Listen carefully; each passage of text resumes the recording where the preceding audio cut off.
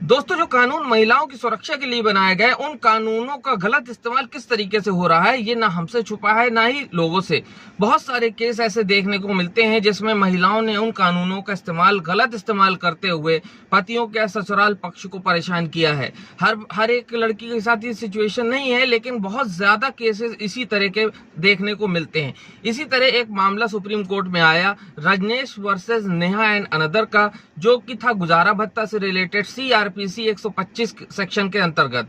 इस पर कोर्ट ने फैसला देते हुए सख्त टिप्पणी करी और सभी लोअर कोर्ट्स को ये फॉलो करने का, इसकी गाइडलाइन जो जारी की गई है उसे फॉलो करने का दिशा निर्देश जारी किया। यानी कि अब नई गाइडलाइन गुजारे भत्ते की सभी लोअर कोर्ट इसको फॉलो करेंगे, चाहे वो मजिस्ट्रेट कोर्ट हो या फैमिली कोर्ट हो या डिस्ट्रिक्ट कोर्ट, जो भी लोअर कोर्ट होंगे, जो भी कोर्ट हैं, वो सब इसको फॉलो करेंगे। अब इससे पहले हम ये जान लेते हैं पहले क्या व्यवस्था थी। पहले दोस्तों ये व्यवस्था थी कि अगर कोई पत्नी मेंटेनेंस के लिए कोई केस फाइल करती है तो पति से उसका बैंक बैलेंस की जानकारी ली जाती थी, उसकी सैलरी की जानकारी ली जाती थी, उसके फैमिली बैकग्राउंड की, उसकी जो प्रॉपर्टीज हैं उसकी जानकारी मांगी जाती थी एफिडेविट के सहारे, और उसके आधार पर गुजारा भत्ता तय किया जाता था। लेकिन सुप्रीम कोर्ट ने सख्त टिप्पणी करते हुए कहा कि अगर पति को देना पड़ेगा तो पत्नी को भी एफिडेविट की मदद से ये सारी चीजें देनी पड़ेंगी।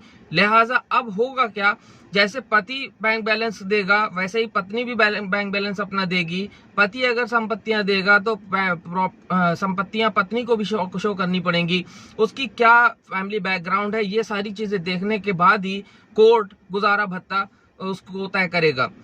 और सुप्रीम कोर्ट ने यह भी साथ में कहा कि गुजारा भत्ता कोई एक ऐसी लायबिलिटी नहीं है, ये सिर्फ एक लड़की को सुकून से रहने के लिए एक प्रकार का ये मेंटेनेंस है।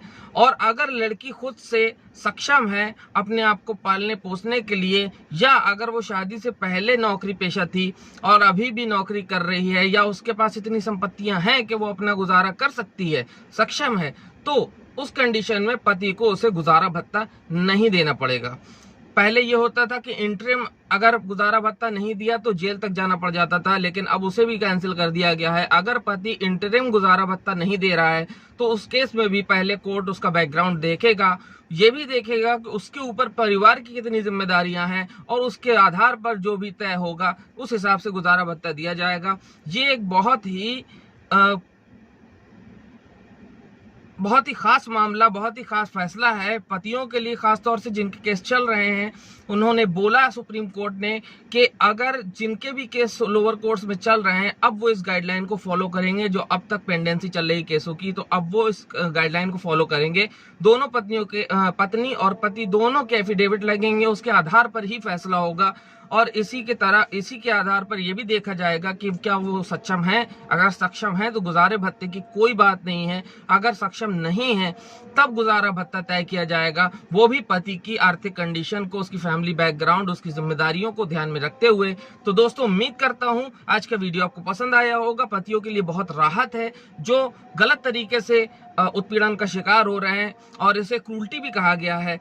तो दोस्तों, ज्यादा से ज्यादा इस वीडियो को शेयर कीजिए ताकि और भी लोगों को इसके बारे में पूरी जानकारी मिल सके और वो भी इस चीज को जान सके और लाभ ले सके। दोस्तों, मैं आपका दोस्त फरहान अख्तर एक बार से फिर हैव ए ग्रेट डे।